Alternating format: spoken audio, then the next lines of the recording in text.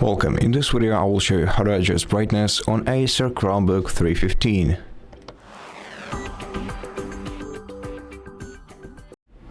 In order to adjust your brightness, you have to either open the control center by clicking in the bottom right corner of the screen and then move this slider to the left to decrease your brightness level or to the right to increase it.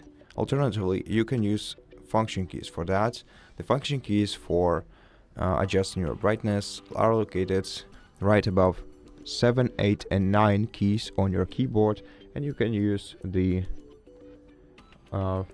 smaller sun icon to decrease your brightness level and the larger sun icon to increase it.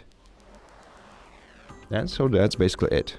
Thank you for watching this video. If you liked it, please consider subscribing to our channel, leave us a like and a comment below, and I'll see you in the next one.